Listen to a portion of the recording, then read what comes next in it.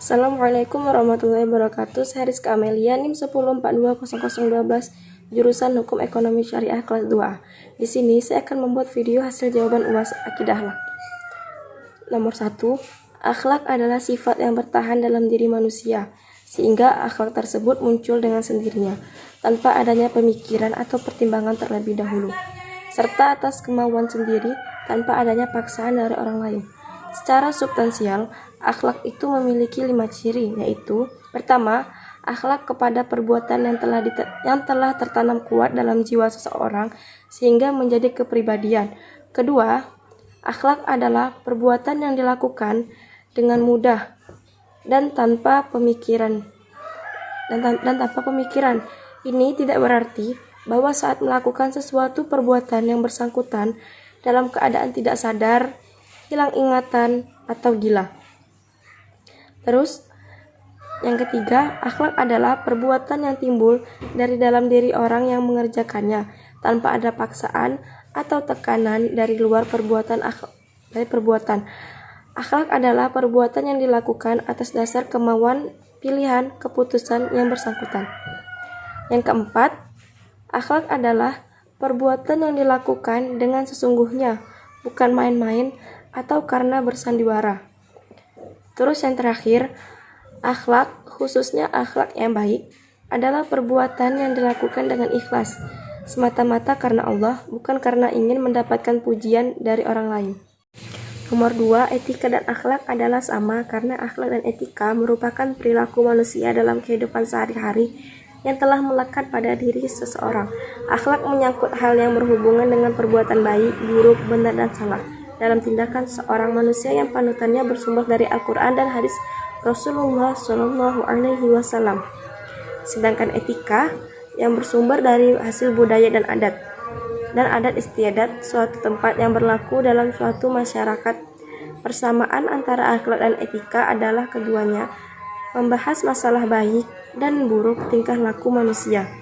Perbedaan keduanya terletak pada dasarnya. Sebagai cabang filsafat, etika bertitik tolak dengan pikiran manusia, sedangkan akhlak berdasarkan ajaran Allah dan Rasulnya. Nomor 3, ruang lingkup ilmu akhlak adalah ilmu yang membahas tentang perbuatan-perbuatan manusia, kemudian menetapkannya apakah perbuatan tersebut tergolong perbuatan yang baik ataukah perbuatan yang buruk.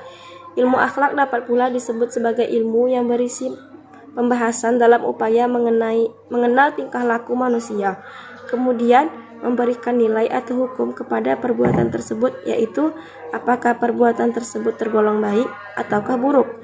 Terdapat dalam sabda Rasulullah SAW bahwasanya Allah memaafkanku dan umatku yang berbuat salah, lupa dan dipaksa. Hadis riwayat Ibnu Majah dari Abi Dzar. Maksud dari sabda Rasulullah adalah ilmu akhlak adalah ilmu yang mengkaji suatu perbuatan yang dilakukan oleh manusia dalam keadaan sadar, kemauan sendiri, tidak terpaksa, dan sungguh-sungguh. Bukan perbuatan yang pura-pura. Perbuatan-perbuatan yang demikian selanjutnya diberi nilai baik atau buruk. Untuk menilai apakah perbuatan itu baik atau buruk, diperlukan pula tolak ukur yang baik atau buruk menurut siapa dan apa ukurannya. Selanjutnya nomor 4, dalam pendidikan Islam, konsep teladan yang dapat dijadikan sebagai cermin dan model dalam pembentukan kepribadian seorang muslim adalah keteladanan yang dicontohkan oleh Rasulullah. Rasulullah mampu mengekspresikan kebenarannya, kebajikan, kelurusan, dan ketinggiannya pada akhlak dalam keadaan seperti sedih, gembira, dan lain-lain yang bersifat fisik. Beliau senantiasa menahan diri. Bila ada hal yang menyenangkan, beliau tersenyum dan tertawa. Beliau tidak terbahak-bahak. Diceritakan dari Jabir bin Samurah, beliau tidak tertawa kecuali tersenyum.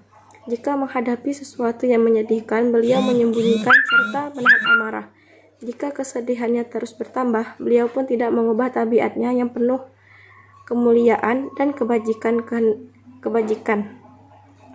Hendaknya kita mencontoh pribadi Rasulullah SAW dan beliau-beliau yang dianggap representatif, sebagaimana telah difirmankan dalam Al-Quran surah Al-Mumtahanah ayat 4. A'udzubillahi minasyaitonirrajim. Bismillahirrahmanirrahim. Qad kanat lakum uswatun hasanatun fi Ibrahim walladzina ma'ah. Artinya, sesungguhnya telah ada suri tauladan yang baik bagimu pada Nabi Ibrahim dan orang-orang yang bersama dengan beliau. Cara mengaplikasikannya dalam kehidupan sehari-hari yaitu mematuhi perintah Allah, selalu berkata baik, bersyukur kepada Allah, tolong menolong sesama manusia, tawakal dan ikhlas. Selanjutnya nomor 5, secara etimologi akidah berasal dari bahasa Arab yaitu aqada yuqidu aqdan yang berarti ikatan, perjanjian, sangkutan dan kokoh.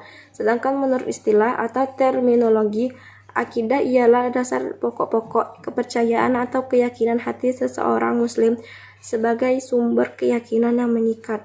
Dapat disimpulkan bahwa akidah adalah dasar-dasar pokok kepercayaan atau keyakinan hati seorang muslim yang bersumber keyakinan yang mengikat.